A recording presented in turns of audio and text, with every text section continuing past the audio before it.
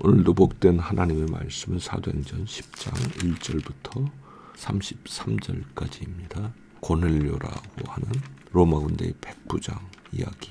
어떻게 베드로가 고넬료의 집까지 방문하게 되었는지 그 내용이 기록이 되어 있죠. 이 이야기가 참으로 놀라운 것은요, 하나님께서 너무도 세밀하게 이 일을 주도하고 계신다. 그것도 사실은 유대인의 생각 속에서는 넘을 수 없는 장벽 같은 그걸 깨뜨리면서 일하시는 하나님의 모습을 볼 수가 있는 거죠.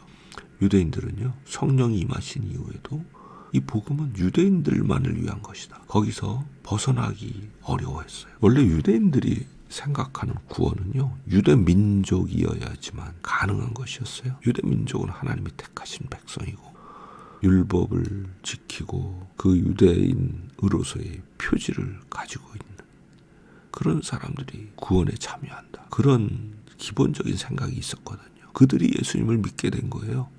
그러니까 여전히 민족적인 유대인, 그들 안에서 예수 그리스도께 돌아오는 자들, 그들에게 구원이 주어진다. 이렇게 생각하는 경향성을 깨뜨리기가 어려웠던 거죠. 그러니까 복음이 이방인들에게 전해지는 이 통로가 차단된 것이었는데요. 이 고넬료와 베드로의 만남을 통해서 그 장벽을 부수는 놀라운 일이 일어나게 되는 거죠. 고넬료가 천사의 지시를 받고 베드로에게 사람을 보낼 때 베드로가 환상을 보았죠.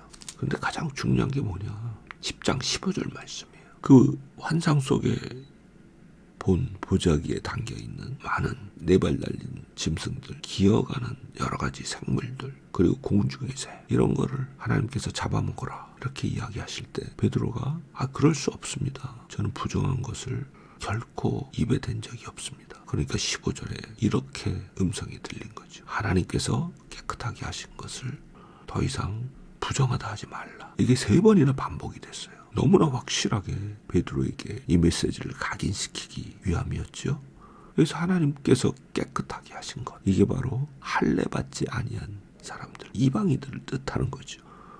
그러니까 베드로가 유대인들의 법을 다 무시하고 고넬료의 집 안에 들어갔던 거죠. 왜? 하나님이 깨끗하게 하셨어요. 더 이상 부정하다 말할 수가 없으니까. 그것을 28절에 베드로가 설명하고 있죠. 드디어 하나님께서는 이방인들에게 본격적으로 복음을 전하기 위해서 그 장벽을 무너뜨리신 놀라운 사건을 허락해 주시는 거죠. 그런데 부수적으로 이걸 읽으면서 할례도 받지 않고 유대인도 아니고 그렇다고 복음을 듣지도 아니했던 고넬료, 그러나 그는 하나님을 경외했죠. 그 고넬료의 기도를 들으시고 천사를 보내셨다는 게 너무나 놀라워요. 우리는 고넬료보다 얼마나 더 우월한 지위에 있는가. 믿음으로 그렇다는 거죠. 우리는 예수님을 믿고 있잖아요. 하나님의 친자녀가 되었잖아요.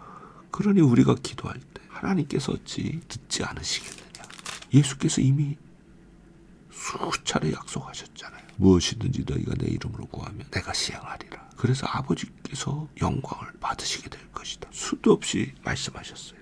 고넬료의 기도도 들으신 하나님, 우리의 기도도 항상 들으신다는 것을 우리가 여기서 확인할 수 있죠. 이 놀라운 하나님께서 이방인들에게 본격적으로 복음의 문을 여셨기에 오늘 우리가 이 예수님을 믿고 생명을 얻게 되었죠. 이런 놀라운 긍휼을 베푸신 주님께 감사하고, 오늘도 우리가 기도할 때 들으시는 하나님께 모든 일을 기도로 맡기고 의지하고, 그래서 믿음으로 승리하는 놀라운 하루 되기를 간절히 바랍니다.